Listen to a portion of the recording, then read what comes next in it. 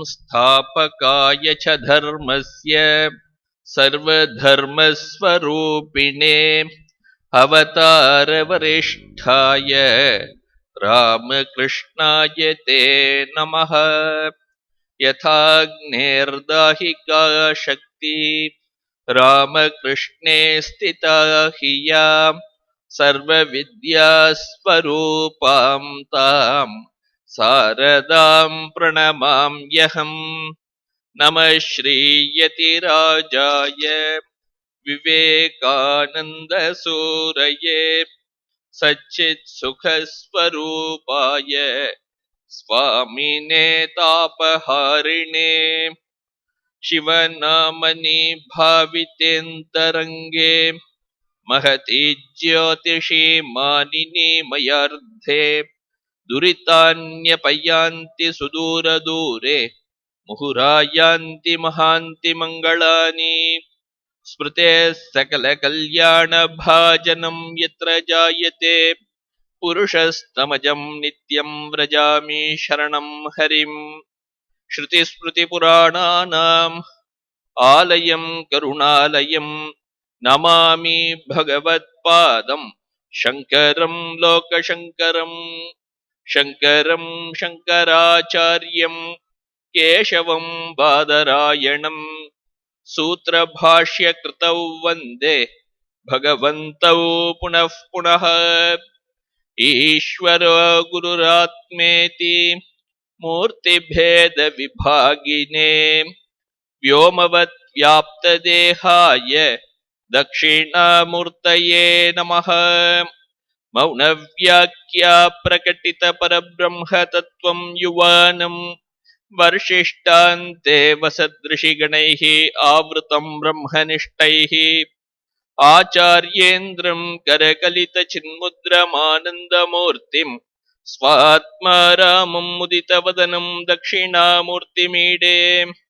ॐ नमो ब्रह्मादिभ्यो ब्रह्मविद्यासम्प्रदायकर्तृभ्यो वंशऋषिभ्यो महद्भ्यो नमो गुरुभ्यः। सर्वोपप्लवरहितः प्रज्ञानगणः प्रत्यगर्थो ब्रह्मैवाहमस्मि। ॐ अधीहि भो भगवः अधीहि भो भगवः। ॐ सहना भवतु सहनौ भुनक्तु सह वीर्यं करवावहै तेजस्विनावधीतमस्तु मा विद्विषावहै।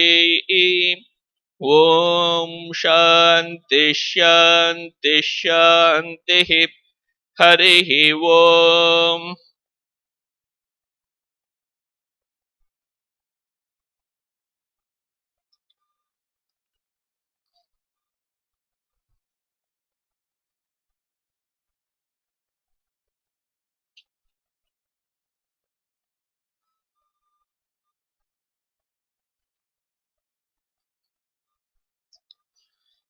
கட்டோபனிஷத்துல இரண்டாவது அத்தியாயம் பார்த்துட்டு இருக்கோம்.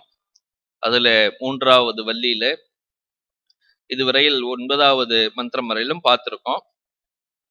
9வது மந்திரமா ந சந்திருஷே திஷ்டதி ரூபமஸ்ய ந சக்ஷுஷா பஷ்யதி கஷ்சனைனம் ஹிருதா மனீஷா மனசா அபிக்ளிப்தா ய ஏதத் விதுரமுருத்தாஸ்தே பவந்தி அப்படின்னு சொல்லிட்டு அந்த மந்திரம் வரலும் பார்த்திருக்கோம். பிரம்மத்தோட ரூபம் வடிவம் எப்படி, பிரத்யேகாத்மாவோட வடிவம் எப்படி இருக்கு அப்படிங்கிறது யாராலையும் பார்க்க முடியாது, பார்க்க முடியாத ரூபமாக இருக்கிறது. ஏன்னு ஆத்மாவாகவே இருப்பதை எப்படி பார்க்கிறது? எல்லாத்துக்கும் ஆத்மா வழியா பார்க்கிறோம், ஆத்மானால எல்லாமே பார்க்கப்படுகிறது. பார்க்கப்படுகின்ற பொருளாலேயே பார்க்கப்பட முடியாது. எது சப்ஜெக்டா இருக்கோ அது ஆப்ஜெக்டா ஒரு நாளும் ஆகவே ஆகாது அப்படின்னு சொல்றதுக்காக இந்த மந்திரம் வந்திருக்கு. ந சந்திருஷே திஷ்டதி ரூபமஸ்ய, இந்த பிரத்யேகாத்மாவோட ரூபமானது நம்முடைய பார்வையில் படும்படி இல்லை அப்படின்னு சொல்லி. இதுக்கு முன்னாடி இந்த மந்திரத்துல பிரத்யேகாத்மாங்கிறது ஒவ்வொரு நம்ம எதெல்லாம் ஆத்மான்னு நினைச்சுட்டு இருக்கோமோ அதெல்லாம் தாண்டி இருக்கக்கூடியது அப்படின்னு சொல்றதுக்காக போன மந்திரம்லாம் இருந்தது. இந்திரியபியா பரம் மனஹா அப்படின்னு, முதல்ல நமக்கு தெரிஞ்சதாக இருக்கக்கூடியது இந்திரியங்கள். அந்த இந்திரியத்தை விட பெருசாக இருக்கக்கூடியது மனம். பெருசாக இருக்கிறது அப்படின்னா சூக்ஷ்மமாகவும் எல்லா இடத்துலையும் வியாபகமாகவும் காரணமாகவும் இருக்கக்கூடியது அப்படின்னு அர்த்தம். காரணமா இருக்கணும், வியாபகமா இருக்கணும், இன்னும் சூக்ஷ்மமா இருக்கணும் அப்படின்னு. இப்ப இந்திரியங்களை விட மனம்ங்கிறது வியாபகம், சூக்ஷ்மம், காரணம். அப்படி அதனால இந்திரியங்களை விட மனம்ங்கிறது ரொம்ப பெருசு. அந்த மனசை விட புத்தி ரொம்ப பெருசா இருந்தது. இந்திரியேபிய ஹர்த்தா அப்படின்னு சொல்லியிருந்தது இல்லையா? அந்த இந்திரியங்களை விட அந்த அர்த்தம் பெருசு. அர்த்தத்தை இந்திரியேபிய பராஹ்யர்த்தா அர்த்தேபியஷ்ட பரம் மனஹா அப்படின்னு. மனசஸ்து பரா புத்திஹி புத்தேகே ஆத்மா மகான் பரஹா அப்படின்னு. அதே மந்திரம் தான் இங்க முன்னாடியும் பார்த்திருந்தோம். இந்திரியேபியா பரம் மனஹா மனசஹா சத்வம் உத்தமம் சத்வாத் அதிமகான் ஆத்மா மகத அவ்யக்தமுத்தமம் அப்படின்னு. அவ்யக்தாத் பரஃப் புருஷ வியாபக அலிங்க ஏவச்ச அப்படின்னு. அந்த பிரத்யேகாத்மா அலிங்கமா இருக்கக்கூடியது. லிங்கம் அப்படின்னா எதையாவது ஒரு குறிப்பை வச்சுட்டு ஒன்றை கண்டுபிடிக்கிறதுக்கு உண்டான இது தகுதியுடையது, அதுதான் லிங்கம்னு பேரு. அந்த லிங்கம் அப்படிங்கிறது பிரத்யேகாத்மாவுக்கு கிடையவே கிடையாது. ஆத்மாவுக்கு, பிரம்மத்துக்கு கிடையவே கிடையாது. எதனாலும் எந்த விதமான இந்திரியங்களாலும் அந்த பிரத்யேகாத்மாவை கண்டுபிடித்து விட முடியாது. மனிதனுக்கு இருக்கக்கூடிய இந்த 5 இந்திரியங்கள், பஞ்சேந்திரியங்கள் சொல்றோம் இல்லையா? அந்த பஞ்சேந்திரியங்கள் மூலமாக சப்தம், ஸ்பர்ஷம், ரூபம், ரசம், கந்தம் இத 5 தான் கண்டுபிடிக்க முடியும். இந்த 5க்கும் ஆதாரமாக இருக்கக்கூடியது எதுவோ அதை யாராலையும் கண்டே பிடிக்க முடியாது. ஏன்னா இந்த 5க்கும் ஆதாரமா எது இருக்கோ அந்த பிரம்மம், அதுதான் இந்த கண்ணால பார்க்கக்கூடியது. இந்த ரூபத்தை பார்க்கக்கூடிய சக்ஷு இருக்கே, சக்ஷுக்கும் ஆதாரமாக இருக்கக்கூடியது. அந்த ரசத்தை உணர்கிறோமே நாக்கினால், அந்த நாக்குக்கும் ஆதாரமாக இருக்கக்கூடியது அதுதான். ஏதாவது ஒரு சப்தத்தை கேட்கிறோமே காதுனால, அந்த ஸ்ரோத்ரேந்திரியத்தினால, அந்த ஸ்ரோத்ரேந்திரியத்துக்கும் ஆதாரமாக இருக்கக்கூடியது, பிரத்யேகாத்மாவாக இருக்கக்கூடியது அந்த ஆத்மாதான். அப்படி பிரத்யேகா இருக்கக்கூடிய ஒரு பொருளை அதற்கு கருவியினால் கண்டுபிடிக்க முடியாது அப்படின்னு ஒரு நியாயத்தினால அந்த பிரத்யேகாத்மா யாருக்கும் எந்த விதமான இந்திரியங்களுக்கும் புலனாவதில்லை அப்படிங்கிறது இந்த இடத்துல சொல்லியிருக்கு. ந சந்திருஷே திஷ்டதி ரூபமஸ்ய அப்படின்னு. ந சக்ஷுஷா பஷ்யதி, கண்ணால பார்க்க முடியாது. அதே போல சக்ஷுஷா பஷ்யதி, கண்ணால பார்க்க முடியாது. ஏன்னா அது அந்த ரூபம் கண்ணுக்கு புலப்படும்படி இல்லை. இந்த கண் அப்படின்னு சொன்னது மற்ற புலன்களையும் அந்த இடத்துல ஏத்துக்கணும். கண்ணுனால பார்க்க முடியாதுன்னா அப்ப காதுனால கேட்க முடியுமானா அதுவும் முடியாது. ஏன்னா அதுக்கும் அந்த காதுக்கு கோச்சரமா இருக்கக்கூடிய, காதுனால் கிரகிக்கப்படக்கூடிய விஷயமா அந்த பிரம்மம் இல்லை அப்படின்னு. அப்ப எப்படிதான் பாக்குறது? அதை பார்க்க முடியுமா அப்படின்னாக்க பார்க்க முடியும் அப்படின்னு சொல்றது இந்த ஸ்ருதி. ஹிருதா மனிஷா மனசா அபிக்லிப்தா ஏதத் விதுஹு அமிர்தாக தே பவந்தி அப்படின்னு. அப்போ அதை எப்படி பார்க்கறது அப்படின்னா புத்தியினால பார்க்கலாம். ஹிருதா மனிஷா அப்படிங்கிறார். மனிஷா அப்படின்னாக்க மனதினை எது அடக்கி ஆள்கிறதோ அதுதான் மனிஷா. ஈட் அப்படின்னு ஒரு வார்த்தை இருக்கு சமஸ்கிருதத்துல. ஈட், அதுல இருந்து அந்த ஈஸ்வரன் அப்படிங்கறதெல்லாம் வந்தது. யார் அடக்கி ஆள்கிறானோ அவன் தான் ஈஸ்வரன். அப்படி அந்த மனத்துக்கு எது ஈஸ்வரனாக இருக்கிறதோ, மனதினை எது அடக்கி ஆள்கிறதோ அது புத்தி. அந்த புத்தி தான் மனிஷா அப்படின்னு. அந்த மனிஷாவினால், அந்த புத்தியினால், அந்த புத்தி எங்க இருக்கிறதுன்னு ஹிருதயத்துல இருக்கு. ஹிருத்ஸ்தா அப்படின்னு போடுறாரு அவர் சங்கரர். ஹிருதா மனிஷா, மனதில் இருக்கக்கூடிய அந்த புத்தியினால் மனசா அபிக்லிப்தா அப்படின்னு. இந்த இடத்துல மனசா அப்படிங்கிறது மனதினை அப்படி சாட்சாத்தா நேரா எடுத்துக்க முடியாது. மனு அவகமனே அப்படின்னு ஒரு தாத்து இருக்கு. அதாவது எதனால் நாம் புரிந்து கொள்கிறோமோ அதுதான் மனம். ஒரு பொருளை எப்படி நம்ம புரிஞ்சுக்கிறோம் அப்படின்னா, சாதாரணமா இது இந்த இடத்துல இது டேபிளா, இது சேரா அப்படின்னு சொல்லிட்டு நமக்கு ஒரு விகல்பம் வர்றது மனசுல. ஏதோ இருக்கே, இது என்ன அப்படின்னு சொல்லிட்டு பார்க்கும் பொழுது அப்படி வரக்கூடிய விகல்பங்கள், அது வரக்கூடிய சந்தேகங்கள் எல்லாம் மனசுலே தோன்றுகின்றன. ஆனா அந்த புத்தி இருக்கே அது நிச்சயம் பண்ணி சொல்றது இது கிடையாது, இதுதான் அப்படின்னு. அப்படி எது நிச்சயமா பண்ணி சொல்கிறதோ அதுதான் நிச்சயமா இருக்கக்கூடிய புத்தி. நிச்சயாத்மிகா அந்தఃகரண விருத்திஹி அப்படின்னு சொல்றது புத்திய. அப்படி அந்த விகல்பங்கள் இல்லாமல் எது இருக்கோ அந்த புத்தியினால் அறிந்து கொண்டு, அப்படி அந்த மனசா அபிக்ளிப்தகா அப்படிங்கிறது அப்படிப்பட்ட ஒரு நிச்சயமா கண்டுபிடிக்கக்கூடிய ஒரு புத்தி இருக்கே, ஆடாமல் அசையாமல் இருக்கே ஒரு புத்தி, அந்த புத்தியினால் இந்த பிரம்மத்தை அறிந்து கொள்ளலாம், தெரிந்து கொள்ளலாம் அப்படின்னு சொல்றார். கிருதா மனிஷா மனசா அபிக்ளிப்தகா அப்படின்னு. அப்படி யார் அந்த பிரம்மத்தை அறிந்து கொள்கிறார்களோ அவர்கள் மரணமற்ற நிலையை அடைகிறார்கள் அப்படின்னு இந்த ஸ்ருதி சொல்றது. யஹ ஏதத் விதுகு அமிர்தாஹா தே பவந்தி. இப்படிப்பட்ட அந்த ஆத்மாவை யார் அறிந்து கொள்கிறார்களோ அவர்கள் அமிர்தாஹா பவந்தி, மரணமற்ற நிலையை அடைகிறார்கள் அப்படின்னு சொல்றது. ந சந்திருஷே சந்தர்ஷன விஷயே ந திஷ்டதி பிரத்யேகாத்மனஹ அஸ்ய ரூபம். பிரத்யேகாத்மாவுடைய ரூபமாக இருக்கக்கூடியது. இது இப்ப பாஷ்யம் பார்க்கிறோம். பிரத்யேகாத்மாவோட ரூபம், பிரத்யேகாத்மா எப்படி இருக்கும் அப்படிங்கிறது ந சந்திருஷே சந்தர்ஷன விஷயே ந திஷ்டதி, பார்க்கக்கூடிய பொருளாக அது இருப்பதில்லை அப்படின்னு சொல்ற. அத்தஹ ந சக்ஷுஷா சர்வேந்திரியேன அப்படின்னு. அதனால அது பார்க்கக்கூடிய விஷயமாக இல்லாததாக இருப்பதால் அதை நம்மால் பார்க்க முடியவில்லை. அத்தஹ ந சக்ஷுஷா பஷ்யதி, கண்ணினால் அது பார்க்கப்படுவதில்லை. கண்ணினால் அப்படின்னாக்க வெறும் கண் மட்டும் இல்லை, அந்த இடத்துல எல்லா இந்திரியங்களையும் எடுத்துக்கணுங்கிறதுக்காக சர்வேந்திரியேன அப்படின்னு போட்டுட்டார். எல்லா இந்திரியங்களாலையும் பார்க்க, எந்த இந்திரியங்களாலையும் பார்க்க முடியாது அப்படின்னு சொல்றார். அப்ப சக்ஷு கண்ணை எடுத்துட்டது மற்றவற்றையும் குறிக்கணும் அப்படிங்கிறதுக்காக இந்த இடத்துல எழுதுறார். சக்ஷு கிரகணஹா கிரகணசிய உபலக்ஷணார்த்தத்வாத். இந்த கண் அப்படின்னு எடுத்துட்டது மற்றவற்றையும் குறிக்க வேண்டும்ங்கிறதுக்காக இருக்கு இங்க அப்படின்னு சொல்லிருக்கார். பஷ்யதி ந உபலபதே கஷ்டன கஷ்யதபி ஏனம் பிரகிருதமாத்மானம். இந்த ஆத்மாவை பத்தி சொல்லிட்டு இருக்கமே, அந்த பிரத்யேகாத்மாவை பத்தி, அந்த பிரத்யேகாத்மாவை கண்களாலோ மற்ற இந்திரியங்களாலோ பார்த்து விட முடியாது. பார்க்கறதுன்னு வெறும்னா பார்க்கறது மட்டும் இல்லை, அறிந்து கொள்வது அப்படின்னு பேரு. எந்த ஒரு இந்திரியங்களாலையும் இந்த பிரத்யேகாத்மாவை அறிந்து கொள்ள முடியாது.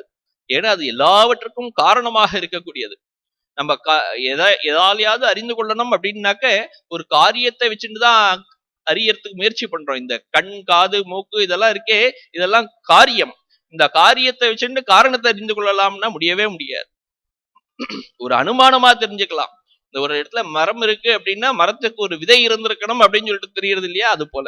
அதுதான் இந்த ஸ்ருதியும் சொல்றது. ஊர்துவ மூலோ அவாக் ஷாக்கஹா அப்படின்னு. இந்த பிரபஞ்சம் அப்படின்னு ஒரு காரியம் இருக்கு அப்படின்னா இந்த காரியத்துக்கு ஒரு காரணமாக, ஒரு சத்வஸ்துவாக உண்மையான ஒரு ஆத்மா, ஒரு பிரம்மம் இருந்திருக்கணும் அப்படின்னு சொல்லிட்டுதான் இந்த உபனிஷதே சொல்றது. உபனிஷதமே ஒரு அனுமானத்துலதான் ஆரம்பிச்சுட்டு வர்றது. கதம் தர்ஹி தம் பஷ்யேத் இத்யுச்யதே அப்படின்னு. இந்த கண்ணால இதை பார்க்க முடியாது, காதால கேட்க முடியாது, தொடுவதால் அறிந்து கொள்ள முடியாது, ருசித்து அறிய முடியாது, இப்படி எந்த ஒரு புலன்களாலும் அறிய முடியாது அப்படின்னா அதை எப்படி அறிய முடியும்? வேற ஏதாவது வழி இருக்கா? நமக்கு அறிவதற்கு இந்த 5 இந்திரியங்கள் தானே இருக்கு, வேற எப்படியாவது அறிய முடியுமா அப்படின்னாக்க அதுக்கு சொல்றது இந்த இடத்துல ஒரு ஸ்ருதி. கிருதா மனிஷா அப்படின்னு. கிருதா கிருத்ஸ்தயா புத்தியா, இந்த இதயத்திலே இருக்கக்கூடிய புத்தியினால் அப்படின்னு சொல்றது. அந்த புத்தியினால அறிந்து கொள்ளலாம். மனிஷா அப்படிங்கிறதுக்கு வியாக்கியானம் எழுதுறாரு இங்கே பாஷ்யம். மனிஷா மனசா சங்கல்பாதி ரூபஸ்ய ஈஷ்டே அப்படின்னு. இந்த சங்கல்ப விகல்பங்கள்லாம் ஏற்பட்டு கொண்டே இருக்கே ஒரு மனசுல, எப்போதும் ஆடிண்டே இருக்கே மனம். அந்த மனதினை எது அடக்கி ஆள்கிறதோ அதுதான் மனிட் அப்படின்னு சொல்றாரு இந்த இடத்துல. சங்கல்பாதி ரூபஸ்ய ஈஷ்டே அப்படின்னு. எது அது அடக்கி ஆள்கிறதோ நியந்திருத்வேன அப்படிங்கிறது, அடக்கி அவ கட்டுப்படுத்தி கட்டுக்குள்ள வைத்துக் கொண்டிருக்கிறது, அதுதான் மனிட். அந்த மனிட்டையா மனிஷா அந்த அப்படிப்பட்ட புத்தியினால் தயா ஹிருதா மனிஷா. அது எப்படிப்பட்டது அப்படின்னா அந்த மனிட்டுங்கிறது அவிகல்பயித்ரியா அப்படிங்கிற, விகல்பமே இல்லாதது. மனம்ங்கிறதுக்கு எல்லா விகல்பங்களும் இருக்கக்கூடியது. சர்வ விகல்பங்களும் எங்க இருக்கிறதோ அதுதான் மனம். ஆடிண்டே இருக்கு. இதை நினைக்க கூடாதுன்னு அதுதான் நினைக்கிறது. இங்க போகாத இந்த இடத்துல ஒரு 5 நிமிஷம் இந்த இதை நினை அப்படின்னா அதை நினைக்க மாட்டேங்கிறது, வேற எங்கேயோ போறது. அப்படி ஆடிண்டே இருக்கக்கூடிய அந்த மனதினை எது கட்டுப்படுத்தி தன்னுடைய கட்டுக்குள் எது வைத்திருக்கிறதோ அதுதான் புத்தி. அந்த புத்தியினால் நிச்சயாத்மிகா புத்தி, அந்த அப்படிப்பட்ட ஒரு புத்தியினால், தூய்மையான புத்தியினால், அப்படி இருக்கிற புத்தியினாலதான் அடைய முடியும். மனசா மனன ரூபேன சமயக் தர்ஷனேன அப்படின்னு. இந்த இடத்துல மனசா அப்படின்னு போட்டது மனதினால்னு திரும்ப எடுத்துக்க முடியாது. ஏன்னா மனதினை அடக்கி ஆளக்கூடிய புத்தியால்னு சொல்லிட்டு திரும்ப மனதினால்னு எடுத்துக்க முடியாது அந்த இடத்துல. அதனால இந்த இடத்துல ஆச்சாரியர் சொல்றார் மனன ரூபேன சமயக் தர்ஷனேன அப்படி. அப்படி நன்றாக பார்க்கவே முடியுமா அந்த இடத்துல, நன்றாக அறிந்து கொள்ள முடியும். மனு அவகமனே அப்படிங்கிற ஒரு தாத்துல இருந்து வந்திருக்கு. இது நன்றாக அறிவதிலிருந்து அப்படியாக இந்த ஆத்மாவை அறிவதற்கு ஒருவன் தகுதி பெறுகிறான். நன்றாக ஒரு புத்தி, தெளிந்த புத்தி உடையவன், யாருடைய மனதிலே எந்த ஒரு விகாரங்களும் இல்லையோ, சஞ்சலங்களும் இல்லையோ, அவர்களால் இந்த பிரத்யேகாத்மாவை பார்க்க முடியும் அப்படின்னு சொல்றது. அதனாலதான் இதுல இருந்து என்ன தெரியுது அப்படின்னா, மனதிலே எந்த சஞ்சலங்களும் ஏற்படாமல் இருப்பதற்கு ஒரு முயற்சி செய்ய வேண்டும் அப்படின்னே ஆறுது. பின்னாடி அடுத்த ஸ்லோகத்துல வரப்போறது அதுவே. மனசா மனன ரூபேன சமயக் தர்ஷனேன அபிக்ளிப்தா அபிசமர்த்திதா பிரகாசிதா இத்தியேதத். அப்படிப்பட்ட ஆத்மா அவனுடைய மனதிலே பிரகாசிக்கிறதா, அப்படி வந்துடுறது, அவனுக்கே தெரிந்து விடுகிறது அப்படிங்கிறார். ஆத்மா ஞாத்தும் சக்கியதே இதி வாக்கிய சேஷ. அப்படின்னா என்ன அர்த்தம் மொத்தமா இதுக்கெல்லாம் பொருள் அப்படின்னா, இந்த ஆத்மாவை ஒருவன் அறிந்து கொள்ள முடியும். ஆத்மா ஞாத்தும் சக்கியதே, அறிந்து கொள்வதற்கு தகுதியானதுதான் அப்படிங்கிறார். அதை அறிய முடியாது அப்படின்னு சொல்லியிருந்தது, இந்திரியங்களால் அறிய முடியாது, ஆனால் புத்தியினால் அறிய முடியும் அப்படின்னு சொல்லிட்டு இந்த இடத்துல சொல்றாரு. இந்திரியங்களால அறிய முடியாது பல பொருட்கள் இருக்கு. நம்ம எதெல்லாம் பார்க்கிறோமோ ஸ்தூலமா இருக்கக்கூடிய பொருள்களை மட்டும்தான் இந்திரியங்களால அறிய முடிகிறது. இப்ப எனக்கு மனதிலே சந்தோஷம் இருக்கு அப்படின்னா அதை யாராலையும் கண்டுபிடித்து விட முடியாது. அது மனதுக்கு மட்டும் தெரியும். எனக்கு கோபம் வர்றது அப்படின்னா அதுக்கு மனதுக்கு மட்டும்தான் தெரியும்.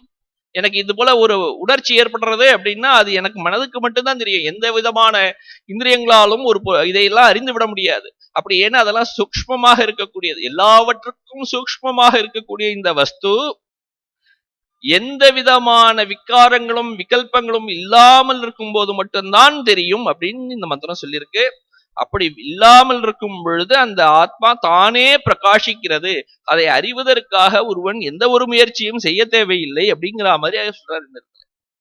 தம் ஆத்மானம் பிரம்ம ஏதத் ஏ விதுஹு அமிர்தாஹா தே பவந்தி. அப்படிப்பட்ட அந்த ஆத்மாவை பிரம்மமாக யார் உணர்கிறார்களோ, இந்த இடத்துலயும் ஆத்ம பிரம்ம ஐக்கியம், பிரம்மாத்மா ஐக்கியம் சொல்ற இந்த இடத்துல, அப்படிப்பட்ட அந்த ஆத்மாவை பிரம்மமாக யார் உணர்கிறார்களோ அவர்கள் அமிர்தாஹா தே பவந்தி. இந்த இடத்துல நச்சிகேதன் கேட்டான் இல்லையா, இந்த இறந்ததுக்கு அப்புறம் உடல் விழுந்த பிறகு ஒருவன் என்ன ஆகிறான், அவனுக்கு ஆத்மான்னு ஒண்ணு இருக்குன்னு சில பேர் சொல்கிறார்கள், சில பேர் இல்லைன்னு சொல்கிறார்களே, அது இருக்கா இல்லையா அப்படின்னு கேட்டான். அதுக்கு இந்த இடத்துலயும் ஒரு விடை கிடைக்கிறது. ஏதத் விதுஹு அமிர்தாஹா தே பவந்தி. அப்படிப்பட்டவர்கள் மரணமற்ற நிலையை அடைந்து விடுகிறார்கள் அப்படின்னு இது என்ன அர்த்தம் அப்படின்னா, அப்படி யார் அந்த ஆத்மாவை அறியவில்லையோ, பிரம்மாத்மா ஐக்கிய ஞானம் யார் பெறவில்லையோ அவர்கள் திரும்ப திரும்ப பிறக்கிறார்கள், திரும்ப திரும்ப மரணம் அடைகிறார்கள் அப்படிங்கிறது இந்த இடத்துல தெரியுது.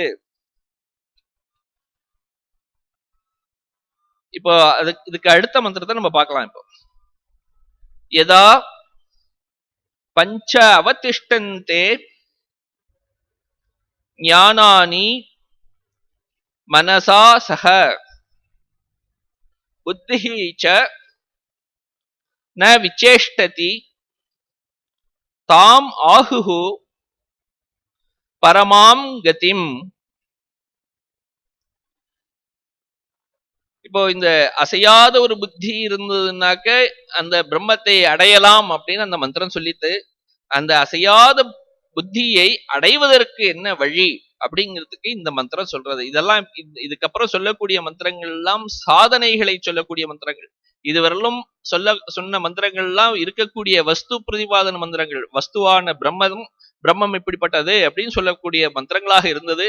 இதுக்கு அப்புறம் சொல்லக்கூடிய மந்திரங்கள் எல்லாம் அந்த பிரம்மத்தை அடைவதற்கு உண்டான சாதனங்கள் என்னென்ன செய்ய வேண்டும் அப்படிங்கறத சொல்லக்கூடிய மந்திரமாக வருகின்றன. முதல் மந்திரமாக இது இருக்கு. யதா பஞ்ச அவதிஷ்டந்தே ஞானானி மனசா சஹ புத்திஹி ச ந விசேஷ்டதி தாம் ஆகுஹு பரமாம் கதிம் அப்படின்னு என்ன சொல்றது அப்படின்னா, இந்த 5 இந்திரியங்கள் இருக்கு நமக்கு. இந்த 5 இந்திரியங்கள் வழியாக ஞானம் நமக்கு ஏற்படுகிறது. ஒரு பொருளை பற்றிய ஞானம் எப்படி ஏற்படுறதுன்னா இந்த 5 இந்திரியங்கள் வழியாதான். இந்த 5 இந்திரியங்கள் இல்லைன்னா ஒருவனுக்கு எந்த ஞானமும் இருக்காது. அவனுக்கும் அந்த ஒரு கல்லுக்கும் உண்டான ஒரு எந்த ஒரு வித்தியாசமும் இல்லாமல் இருக்கும்.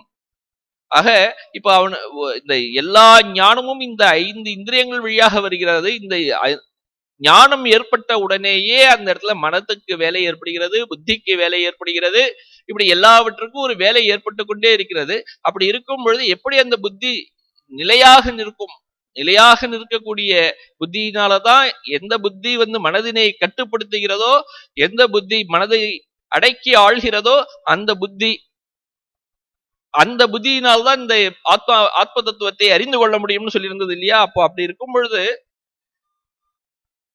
பல விஷயங்களும் நமக்கு மனதிலே ஏற்பட்டு கொண்டே இருந்தால், ஒரு ஞானங்கள் பலவிதமான பொருட்களை பற்றிய விஷய ஞானங்கள் நமக்கு ஏற்பட்டு கொண்டே இருந்தால் இந்த மனம் ஆடிக்கொண்டேதான் இருக்கும். அந்த ஆடிக்கொண்டிருக்கக்கூடிய மனதினை எப்பொழுது எப்படி கட்டுப்படுத்தணும் அப்படின்னு ஒரு கேள்வி எழுப்புறது. அந்த இடத்துல சொல்றார் இவர், இந்த மந்திரம் சொல்றது, இந்த 5 இந்திரியங்களையும் எப்பொழுது கட்டுப்படுத்துகிறாயோ அப்பொழுது அதுதான் சரியான வழி அப்படின்னு. மனதினை கட்டுப்படுத்தணும், 5 இந்திரியங்களை கட்டுப்படுத்தணும். இவை எல்லாவற்றையும் கட்டுப்படுத்தி விட்டால் அதற்கு அப்புறம் அவனுக்கு அந்த ஞானம் ஏற்படும் அப்படின்னு இந்த இடத்துல இந்த மந்திரம் சொல்றது. எதா பஞ்ச அவதிஷ்டந்தே, பஞ்ச அப்படின்னாக்க இந்த இடத்துல பஞ்ச இந்திரியங்களை பற்றி சொல்றார். 5 இந்திரியங்கள், 5 இந்திரியங்களும் எப்பொழுது அதனுடைய கோலகங்களில் இருந்து கொள்கிறதோ, கோலம்னா இப்ப கண்ணுக்கு கோலமாக இருக்கக்கூடியது இந்த இந்த சக்ஷுர் இந்திரியம், அது அங்கேயேதான் இருக்கணும். வேற எங்கேயும் வெளியில போகாம, வெளியில போய் இருக்கக்கூடிய பொருட்களை பார்த்து கொண்டிருக்காமல் அது அங்கேயே நின்று விட வேண்டும். காது எங்கேயும் போகாமல் அங்கேயே நிற்கணும். எந்த ஒரு வெளியிலிருந்து வரக்கூடிய எந்த ஒரு ஞானத்தையும் ஏற்றுக்கொள்ளாமல் தியானம் பண்ணும்பொழுது எல்லாத்தையும் அடக்கின்னு உட்கார்றோம் இல்லையா? அப்போ எந்த ஒரு இதையும், எந்த விதமான ஒரு ஞானமும் வெளியிலிருந்து வரக்கூடாது அப்படின்னு சொல்லிட்டு எப்போ நிறுத்தி வைக்கிறோமோ, அது சாதாரணமா காதை நிறுத்தி விட முடியாது, கண்ணை நிறுத்தி விட முடியாது. ஏன்னா கண்ணுக்கு காதுக்கு அதுக்கெல்லாம் பின்னாடி ஒரு மனம்னு ஒண்ணு இருக்கே. மனம் தேடி போயிட்டே தானே இருக்கு. மனதினை தொடர்ந்துதான் இந்த இந்திரியங்களும் போயிட்டு இருக்கு. அப்போ மனதினையும் சேர்த்து அடக்கி கொள்ள வேண்டும். அவர்தான் சொல்றாரு இங்கே, ஞானானி மனசாசக அப்படின்னு. மனதினையும் சேர்த்து எப்பொழுது அடக்கி கொள்கிறானோ அந்த நேரத்துல அவனுக்கு புத்தியும் விசேஷ்டதி, புத்தியும் மனதிலே எழும்பக்கூடிய எண்ணங்கள் இது இதுவா இல்ல இது இந்த இதுவா அந்த இதுவா அப்படின்னு சொல்லிட்டு ஒரு ஆராய்ந்து அதுக்கு உண்டான இதுதான் ஒரு தீர்மானிக்க வேண்டிய வேலையே இருக்காது. ஏன்னா மனசுல ஏதாவது ஒரு எண்ணம் எழுந்தாதானே இது இதுவா அதுவான்னு தீர்மானிக்கக்கூடிய ஒரு நிலை வரும். அந்த நிலையும் எப்போ எழும்பவில்லையோ, மனசுல எண்ணமே இல்லை, அப்படி எண்ணம் இல்லாத பொழுது அதை இது சரியா தவறான்னு தீர்மானிக்க வேண்டிய அவசியம் இல்லாத ஒரு நிலை ஏற்படுகிறது. அப்படிப்பட்ட நிலை யாருக்கு ஏற்படுகிறதோ அதுதான் உண்மையான நல்ல நிலை அப்படின்னு சொல்லிட்டு இந்த இடத்துல சொல்றது. தாமாகு பரமாம் கதிம் அப்படின்னு, அதுதான் பெரிய நிலை அப்படின்னு சொல்றது இந்த இடத்துல மந்திரம். எதா பஞ்ச அவதிஷ்டந்தே, இதுக்கு இந்த மந்திரத்துக்கு ஒரு அவதாரிக்கை வைக்கிறார். சாஹ்ரின் மணிட் கதம் பிராபியதே இதி அப்படி.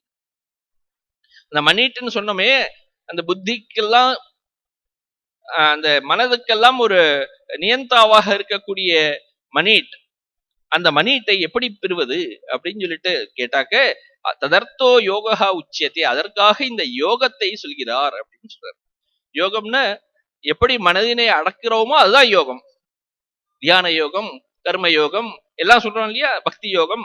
எப்படியாவது இந்த எந்த யோகத்திலேயாவது எந்த வழியிலேயாவது சென்று ஒருவன் மனதினை அடக்கி இறைவனிடம் மனதினை சமர்ப்பிப்பதுதான் யோகம். இந்த உலக விஷயங்களிலிருந்து தன்னை வேறுபடுத்தி கொண்டு எதோ எதோ நிஷ்சரதி மனக சஞ்சலம் அஸ்திரம் ததஸ்ததா நியமியை தத் ஆத்மன்யேவ வசம் நயேத் அப்படின்னு சொல்லியிருக்கு. மனம் எங்கெங்கெல்லாம் எப்பப்பெல்லாம் வெளில ஓடி போயின்னு இருக்கோ அப்பப்பெல்லாம் அங்கங்கேருந்து இழுத்துன்னு ஆத்மனி ஏவ வசம் நயேத், ஆத்மாவிலேயே போட்டு லயம் பண்ணணுமா, அதுதான் யோகம். தம் வித்யா துக்க சஞ்யோக வியோகம் யோக சங்கீதம் அப்படின்னு சொல்றாரு பின்னாடி. இதுலயே வரப்போறது. இதுல தாம் யோகமித்தி மன்யந்தேன்னு பின்னாடி கூட அடுத்த ஸ்லோகத்திலேயே வர்றது.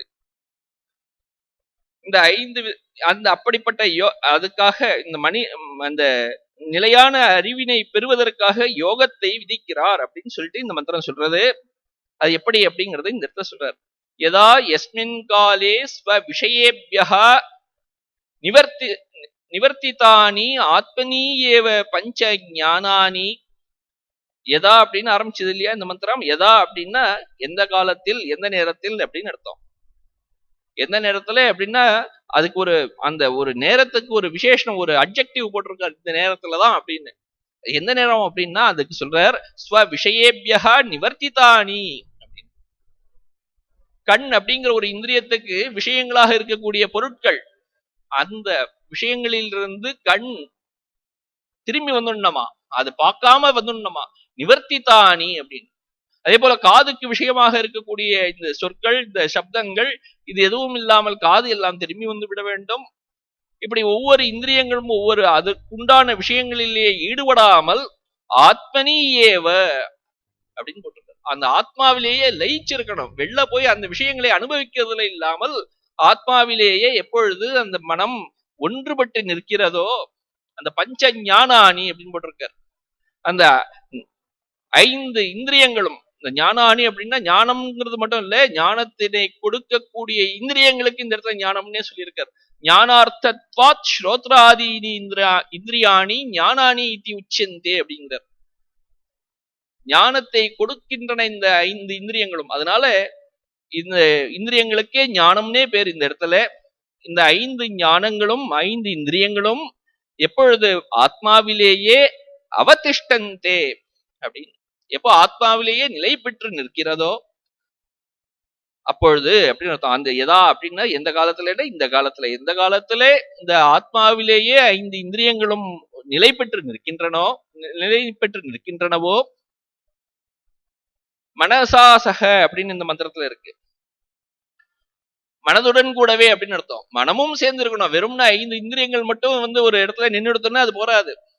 5 இந்திரியங்கள் மட்டும் இருந்து மனம் மட்டும் எங்கேயோ எல்லா இடத்துலயும் சுத்தின்னு இருந்ததுன்னா அது சரியான விதத்துல மனம் கட்டுக்குள் வரவில்லை அப்படின்னு தான் அர்த்தமாகும். ஏன்னா கர்மேந்திரியாணி சையம்ய ஆஸ்தே மனசா ஸ்மரன் அப்படின்னு சொல்றாரு முன்னாடி. இந்திரியார்த்தான் விமூடாத்மா மித்யாச்சார சௌச்சியதே அப்படின்னு. எல்லா கர்மேந்திரியங்களையும் ஞானேந்திரியங்களையும் அடக்கி விட்டு ஒருவன் சும்மா மனதினை மட்டும் அடக்காமல் விட்டிருந்தானே ஆனால் அவன் மித்யாச்சாரன் அப்படின்னு இந்த கீதையே சொல்றது. கீதையில, பகவத்கீதையில வர்றது. அப்படி இல்லாமல் இந்த 5 இந்திரியங்களையும் அடக்கி அதனுடன் மனதினையும் சேர்த்து அடக்கி, என எது அனுகதானி அப்படின்னு போட்டிருக்காரு. இந்த மனதினை தொடர்ந்துதான் இந்த இந்திரியங்கள் எல்லாம் வேலை செய்கின்றன. இந்திரியங்கள் மனம் வைக்காது வெளில போறது, இந்திரியங்களை மட்டும் அடக்கிட்டேன் அப்படின்னா முடியவே முடியாது. ஏன்னா மனதினை தொடர்ந்து மற்ற இந்திரியங்களும் செல்கின்றன. எது அனுகதானி இந்திரியாணி, அந்த மனதினை தொடர்ந்து செல்கிறதுனால மனதினை அடக்கினாலேயே இந்திரியங்கள் அடங்கிவிடும் அப்படின்னு சொல்றாரு. தேன அப்படிப்பட்ட ஒரு மனதினால் சங்கல்பாதி வியாவிருத்தேன அந்தகரணேன, மனம்னாலே எந்த இடத்துல இந்த சங்கல்பங்கள், விகல்பங்கள், இது இப்படி இருக்குமோ அப்படி இருக்குமான்னு ஒரு விதமான எண்ணங்கள் ஏற்பட்டு கொண்டே இருக்கின்றன. எண்ணங்கள் ஏற்படுவதுதான் மனமே. மனம்னாலே எண்ணங்களின் தொகுதி தான். சாதாரணமா எண்ணமே இல்லை அப்படின்னா உனக்கு மனமே இல்லை, மனம் அடங்கி விட்டதுன்னு அர்த்தம். அப்படிப்பட்ட எண்ணங்கள் அற்ற ஒரு மனதினால புத்திஹி ச அத்தியவசாய லட்சணா ந விசேஷ்டத்தை, அப்படி எண்ணங்களே இல்லாமல் போய்விட்டது என்றால் அந்த எண்ணங்கள் சரியான எண்ணமா தவறான எண்ணமா அப்படின்னு சொல்லிட்டு பார்க்கக்கூடிய வேலை கூட அந்த புத்திக்கு ஏற்படாது. சரியா தவறா, இது இப்படிதானா அப்படிதானா அப்படின்னு சொல்லிட்டு ஒரு எந்த விதமான ஒரு வாய்ப்புக்குமே இல்லாமல், இடமில்லாமல் இருக்கும் அந்த புத்திக்கு. அப்படிப்பட்ட புத்திஹி ச அத்தியவசாய லட்சணா ந விசேஷ்டத்தை, அந்த இடத்துல அந்த நேரத்துல அந்த புத்திக்கும் வேலை இல்லாமல் இருக்கு. சோ அப்போ என்ன தெரியுது அப்படின்னா, இந்திரியங்கள், எந்த கர்மேந்திரியங்கள் வேலை செய்யக்கூடாது, ஞானேந்திரியங்கள் வேலை செய்யக்கூடாது, இதுக்கெல்லாம் அதிஷ்டானமா இருக்கக்கூடிய மனம் வேலை செய்யக்கூடாது, மனதிற்கும் மேலா இருக்கக்கூடிய புத்தி அதுவும் வேலை செய்யக்கூடாது. இவை எல்லாமே எங்க இருக்கணும்னா இந்த ஆத்மாவிலேயே நிலை பெற்று இருக்க வேண்டும். ஒவ்வொன்றும் தன்னுடைய செயல்களை விட்டு ஆத்மாவில் நிற்க வேண்டும். ஸ்வவியாபாரேஷு ந விசேஷ்டதே, தன்னுடைய செயல்களில் வியாபாரங்கள், தன்னுடைய செயல்கள், புத்தியோட வியாபாரம், புத்தியோட செயல் என்ன அப்படின்னா இது சரியா தப்பான்னு பாக்குறது. அப்படிப்பட்ட அந்த வியாபாரத்துல நிற்காமல் தன்னுடைய ஆத்மாவிலேயே எப்பொழுது நிலை பெற்று நின்று விடுகிறதோ அதுதான் அது. ந விசேஷ்டத்தே ந வியாபிரியத்தே தாமாகு பரமாம் கதிம் அப்படின்னு சொல்றார். அதுதான் இருக்கிறதுலே உண்மையான பெரிய கதி, பரமாம் கதி அப்படின்னு சொல்றாரு. இந்த இதுல சொல்லும்போது முன்னாடியே சொல்லும் பொழுது இந்திரியேபிய பராஹ்யர்த்தா அர்த்தேபியஷ்ச பரம் மனஹ மனசஸ்து பரா புத்தி புத்தேர் ஆத்மா மகான் பரஹ அப்படின்னு சொல்லி அங்க சொல்லிட்டு மகத்தப் பரம் அவ்யக்தம் அவ்யக்தாத் புருஷப் பரஹ புருஷான்ன பரம் கிஞ்சித் சா காஷ்டா சா பராகதிஹி அப்படின்னு சொன்னார். அந்த எந்த ஆத்மாவை பற்றி சொன்னோமோ, எந்த ஆத்மா எல்லாவற்றுக்கும் அதிஷ்டானமா இருக்கோ அதுதான் இருக்கிறதுலே பராகதிஹி, அதை விட பெரிய நிலைமை எதுவுமே இல்லை. சா காஷ்டா சா பராகதிஹி புருஷான்ன பரம் கிஞ்சித், அதை விட பெருசு இல்லைன்னே சொல்லிட்டார் அந்த இடத்துல. அப்ப இந்த இடத்துல திரும்பவும் பரமாம் கதிம் அப்படின்னு சொல்றாரு. ஏன் அப்படின்னாக்க அந்த முன்னாடி சொன்னக்கூடிய பெரிய புருஷன் அப்படி அந்த பிரம்மம்னு சொல்லப்பட்டது எது சா காஷ்டா சா பராகதிஹி அப்படின்னு எது சொல்லப்பட்டதோ அந்த பிரம்மத்தை அடைவதற்கு இது ஒரு சாதனமாக இருக்கிறது. இந்த சாதனத்தை பிடித்துக் கொண்டால் அந்த சாத்தியத்தை, அந்த பிரம்மத்தை அடைந்து விடலாம். உயர்ந்த பிரம்மத்தை அடைவதற்கு இது உயர்ந்ததான ஒரு சாதனம் அப்படிங்கிற ஒரு காரணத்தினால இதையும் பரமாம் கதிம் அப்படின்னு சொல்லி இந்த இடத்துல சொல்லியிருக்காரு. இல்லைன்னா இந்த சாதனத்தை சாதனமே பெருசு அப்படின்னு எப்போதுமே சொல்லவே முடியாது. ஏன்னா சாதனம் அப்படின்னாலே அந்த இடத்துல சாதனத்தை செய்யக்கூடிய கர்த்தா ஒருத்தன் இருந்தாகணும். கர்த்திருவம் அகர்த்தாவாக இருக்கக்கூடிய பிரம்மத்தை அடைவதற்கு அகர்த்தாவான அந்த பிரம்மம் அதுதான் உண்மை, அதுதான் பராகதிகி அப்படின்னு சொல்லி இருந்தது.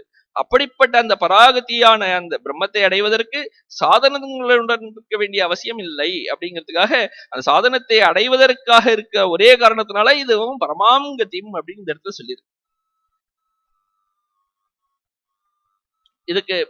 இதுக்கு அடுத்த மந்திரம் பார்க்கலாம். இப்போ தாம் யோகம் இதி மன்யந்தே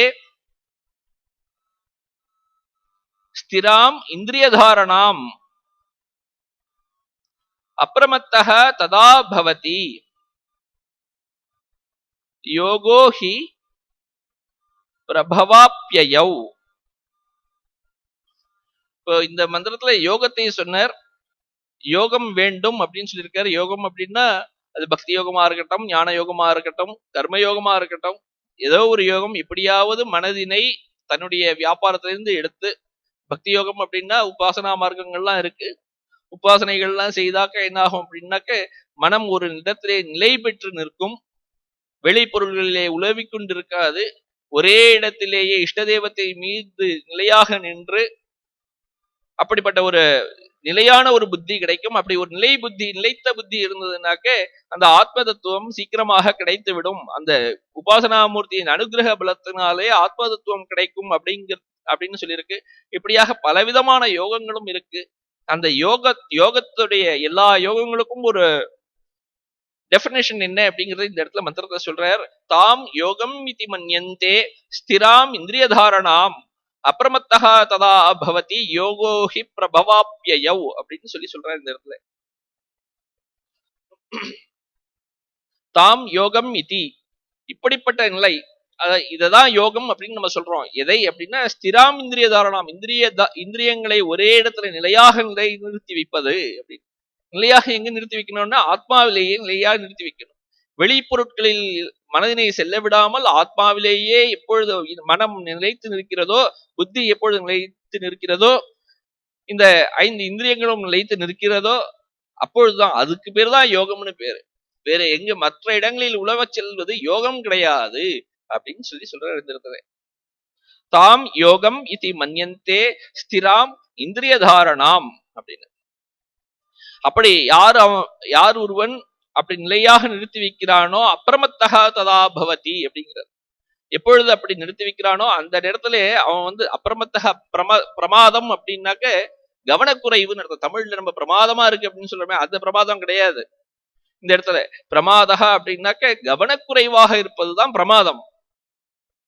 அப்படி கவனக்குறைவு இல்லாமல் இருக்கணுமா. இந்த எப்பொழுது உபாசனை செய்யறோமோ, எப்போ யோகம் செய்கிறோமோ அப்போ கவனக்குறைவே இல்லாமல் மனம் எங்க போனா போகட்டும் அப்படின்னு சொல்லிட்டு சும்மா இருக்காம ரொம்ப ஜாக்கிரதையா இருந்து மனதினை விஷயங்களில் இருந்து இழுத்துன்னு ஆத்மாவிலேயே லயம் செய்ய வேண்டும். எந்த ஒரு கவனக்குறைவுக்கும் உபாசனைகளிலோ இல்ல கர்மங்களிலோ எந்த விதத்திலும் நாம் ஒரு கவனக்குறைவுடன் இருந்துவிடக் கூடாது அப்படிங்கிறது. ஏன்னா அப்படி இருந்தால்தான் இந்த உபாசனைகளுக்கெல்லாம் பலன் கிடைக்கும். இந்த பிரம்மத்தை அடையணும் அப்படிங்கிறது அந்த இப்படி சரியா இருந்தால்தான், கவனத்துடன் இருந்தால்தான் கிடைக்கும் அப்படின்னு சொல்றாரு. பகவத் இந்த மகாபாரதத்துல மூன்று பெரிய டெக்ஸ்ட் இருக்கின்றன. ஒன்று பகவத்கீதை. பகவத்கீதையே மகாபாரதத்துலதான் இருக்கு. இன்னொன்னு விஷ்ணு சஹஸ்ரநாமம். விஷ்ணு சஹஸ்ரநாமம் மகாபாரதத்துல ஒரு அங்கம் தான். அதுக்கப்புறம் சனத் சுஜாதீயம் அப்படின்னு ஒண்ணு இருக்கு. இந்த மூணுக்குமே ஆச்சாரியர் சங்கரர் பாஷ்யம் எழுதியிருக்கார். எல்லாருக்கும் தெரியும் பகவத்கீதை பாஷ்யம் இருக்கு அப்படின்னு.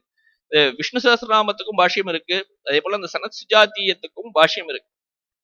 அந்த சனத்குமாரர் அப்படின்னு ஒருத்தர் இருக்கார். அவருக்கும் திருதராஷ்டிரனுக்கும் நடக்கக்கூடிய சம்வாதமா இருக்கக்கூடியது, பேச்சு உரையாடலாக இருக்கக்கூடியதுதான் அந்த சனத் சுஜாதீயம். அதுக்கு அந்த இடத்துல சனத்குமாரர் சொல்றார் திருதராஷ்டிரன்ட்ட,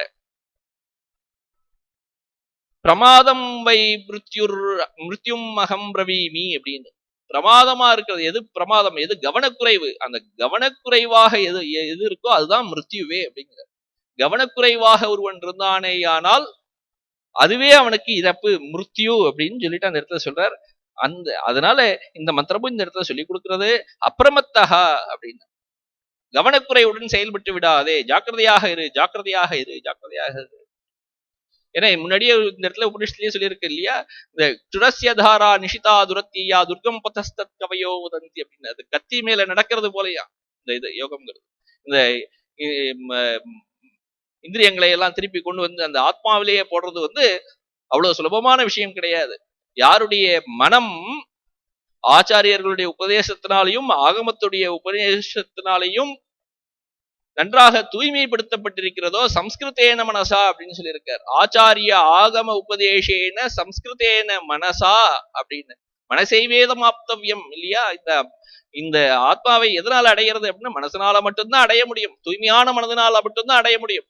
மற்ற இந்திரியங்களால அடைந்து விட முடியாது, புத்தியால் அடைந்து விட முடியாது. சாதாரண புத்தியால எந்த புத்தியில மலம் இருக்கிறதோ, அழுக்கு இருக்கிறதோ, ஆசாபாசங்கள் இருக்கின்றனவோ, அப்படிப்பட்ட ஒரு புத்தியினாலே இறைவனை அடைந்து விட முடியாது. ராமகிருஷ்ணன் சொல்லும் பொழுது, ஒரு ஊசியில நூல் கோக்கணும் அப்படின்னாக்க அந்த நூல்ல எந்த விதமான அந்த சின்ன திரி அப்படி நூல் அப்படி வெளில வந்திருக்க கூடாது. எல்லாம் ஒரே இதுவா இருந்ததுனாக்க அப்போ அந்த நூல் ஊசியில போகும்.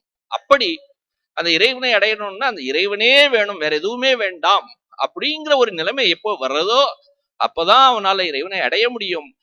அப்போ அந்த அளவுக்கு கவனமாக இருக்க வேண்டும். வேற எந்த ஒரு விதமான விகல்பங்களையும் மனதிலே ஏற்படுத்தி விடாமல் அதிலேயே நிலை பெற்று இருக்க வேண்டும். அதுதான் அந்த இடத்துல கவனமாக இருக்க வேண்டியதுன்னு தாத்பரியம். அப்போ அப்பிரமத்தகா ததா பவதி அப்படின்னு சொல்றது. எப்படி ஒரு ரோட்ல வண்டி ஓட்டுன்னு போகணும் அப்படின்னாக்க ஜாக்கிரதையா போகணும் இல்லையா? ஜாக்கிரதையா போறதுக்காக எத்தனை விதமான அங்கங்க அந்த இடத்துல சிக்னல் வச்சிருக்கான், லைசன்ஸ் வச்சிருக்கான், அத்தனை போலீஸ் நிக்கிறது. இப்படி இருந்தாலும் கொஞ்சம் கவனம் குறைவு ஏற்பட்டாலும் உடனே ஒரு விபத்து ஏற்பட்டு விடுகிறது. அது போல இல்லாமல் இந்த இடத்துலயும் எப்போதும் ரொம்ப கவனமாக இருக்க வேண்டும் அப்படின்னு சொல்லிட்டு இந்த இடத்துல சொல்றது இந்த மந்திரம்.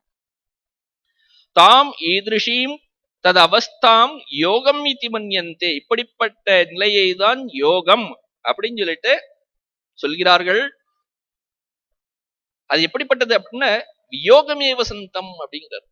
யோகம் அப்படிங்கிற ஒரு வார்த்தையோட அர்த்தம் அது எந்த மூலத்திலே வந்து யுஜ் அப்படிங்கிற ஒரு தாத்துல இருந்து யுஜ்னாக்க சேர்க்கிறது அப்படின்னு அர்த்தம். ஜீவாத்மாவை பரமாத்மாவுடன் சேர்த்தல், அதுதான் யோகம். எப்பொழுது நம்முடைய மனம் இறைவனிலே லயிக்க வைக்கிறோமோ அதுதான் யோகம். இந்த இடத்துல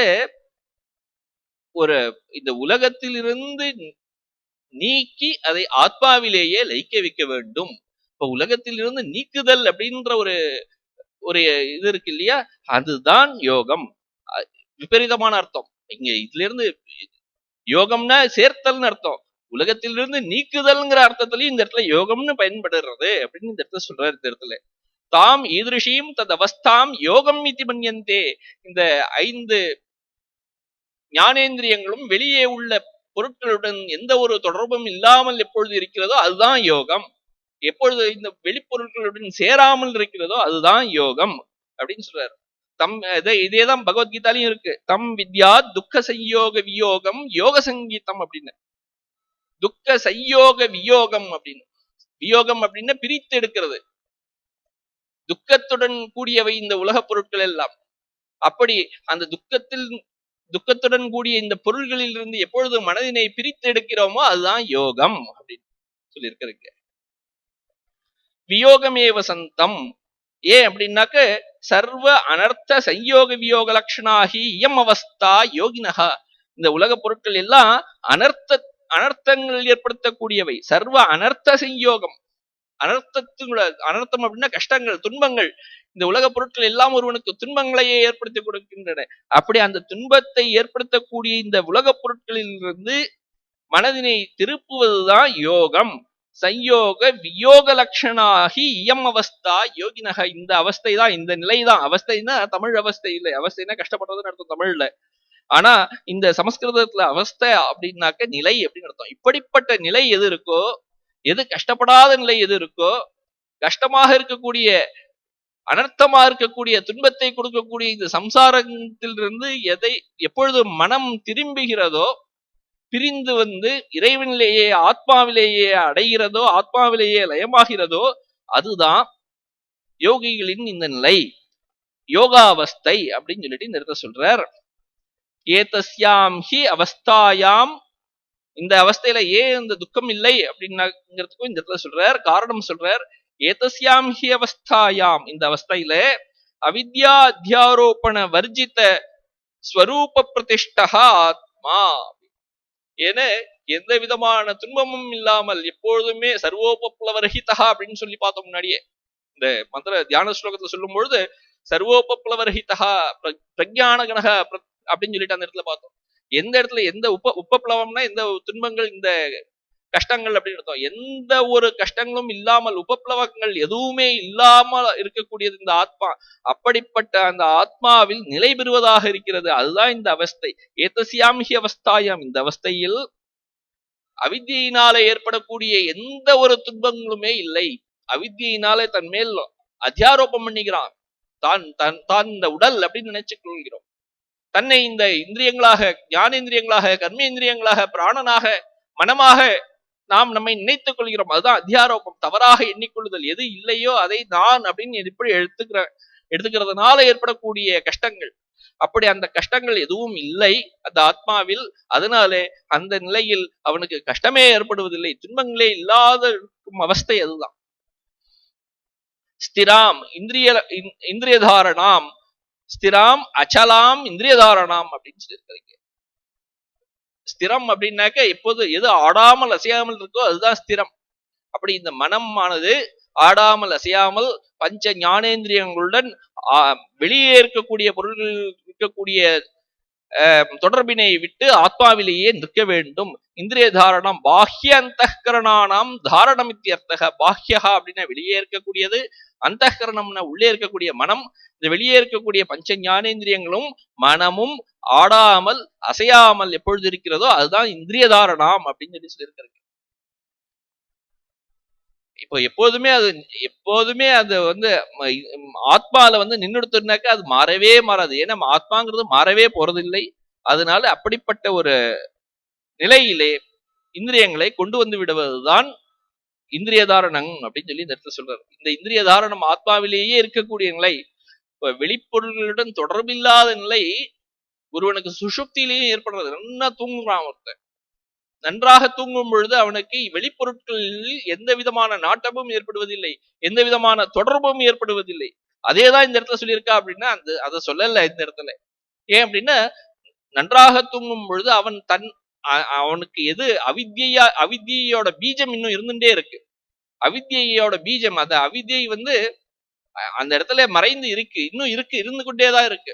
ஆனால் ஒரு ஞானிக்கு, ஆத்ம ஞானிக்கு அந்த அவித்யைங்கிற பீஜம் இருக்கவே இருக்காது. அவித்யை ஒரு லவலேஷம் கூட இல்லாமல் போய்விடும். எப்போ அதனால தூங்குறதுனால ஒருவனுக்கு வெளியே பொருட்களிலே தொடர்பு இல்லை அப்படின்னு சொல்றது அதுதான் யோகமா அப்படின்னா அது யோகம் கிடையாது அப்படின்னு நம்ம இந்த இடத்துல எடுத்துக்கணும்.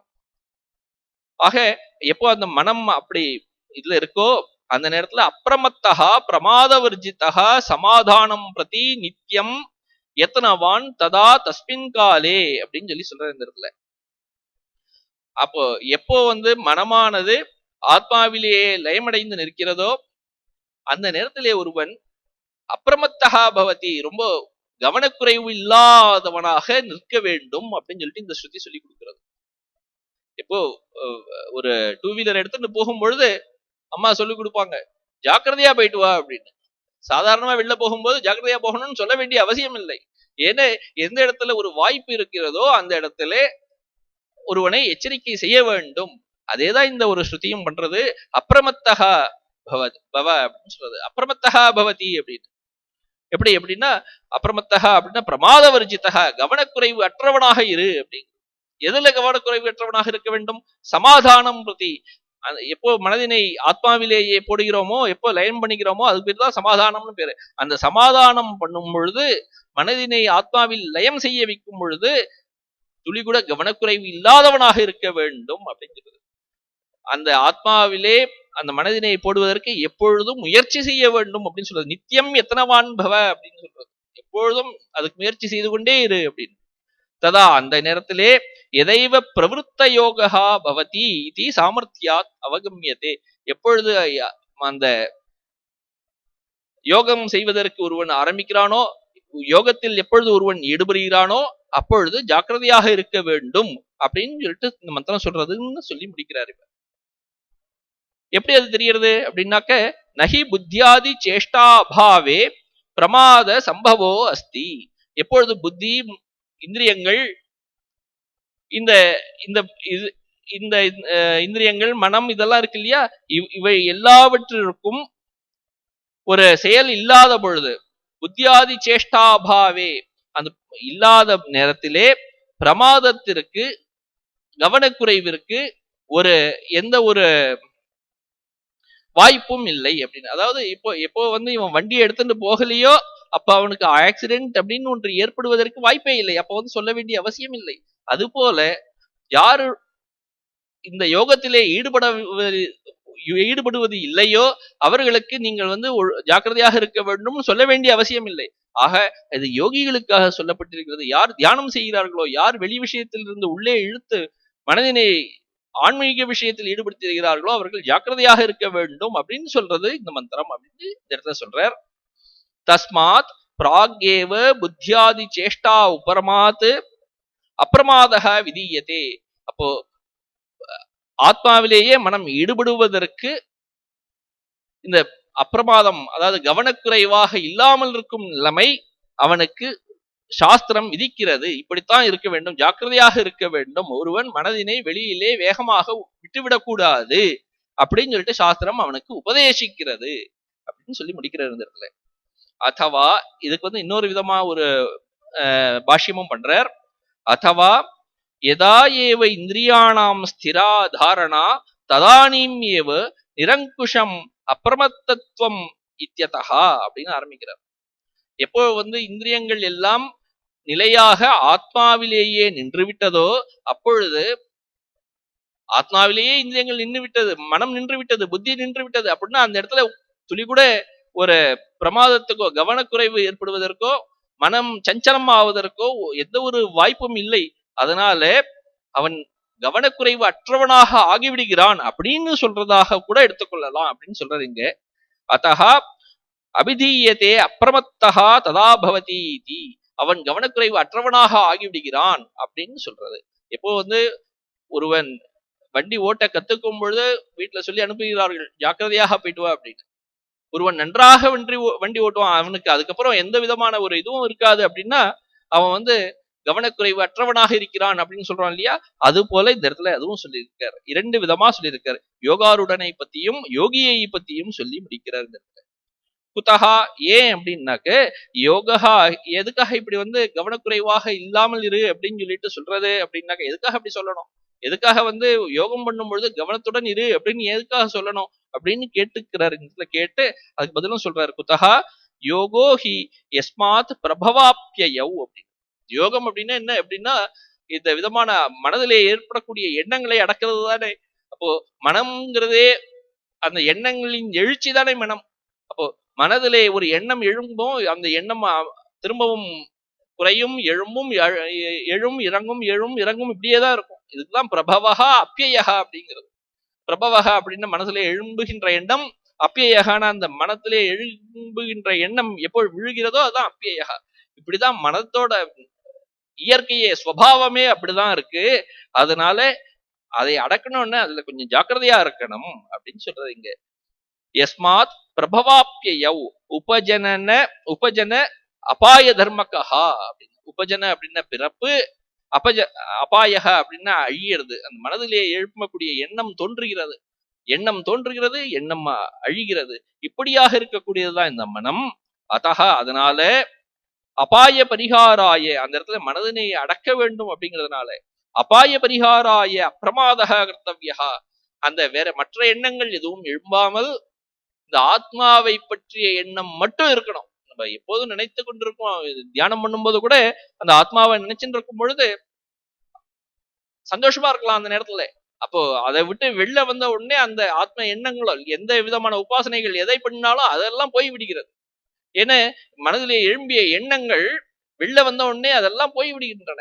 அப்படி அந்த இதை போயிடக்கூடாதாம். ஒருவன் அந்த ஆத்மாவை ஒருவன் பிடித்து கொண்டானே ஆனால் அதிலேயே ஈடுபட்டு நிற்க வேண்டும் அப்படிங்கிறதுக்காக அந்த திரும்பவும் அந்த தோன்றிய எண்ணம் அழிந்து விடாமல், அந்த ஆத்மாவை பற்றிய எண்ணம் அழிந்து விடாமல் அப்படியே அதை பிடித்துக் கொள்ள வேண்டும், ஜாக்கிரதையாக பிடித்துக் கொள்ள வேண்டும் அப்படிங்கிறதுக்காக இந்த மந்திரம் இதை சொல்லியிருக்கு அப்படின்னு சொல்லி முடிக்கிறார் இந்த இடத்துல. உபஜன அபாய தர்மகா இத்தியர்த்தா அதஹ அபாய பரிகாராய அப்பிரமாதகா கர்த்தவ்யா. ரொம்ப ஜாக்கிரதையா இருந்து அந்த இறைவனை பிடித்துக் கொள்ள வேண்டும், ஆத்ம தத்துவத்தை பிடித்துக் கொள்ள வேண்டும், பிரம்ம தத்துவத்தை பிடித்துக் கொள்ள வேண்டும், அதற்காக கவனமாக இருக்க வேண்டும் அப்படின்னு இந்த மந்திரம் சொல்றது. இதுக்கு அடுத்த மந்திரத்தை அடுத்த வகுப்பிலே பார்க்கலாம். ஓம் சாந்தி ஷாந்தி ஷாந்தி. ஹரிஹி ஓம் தத்சத். ஸ்ரீராமகிருஷ்ணார்ப்பணமஸ்து.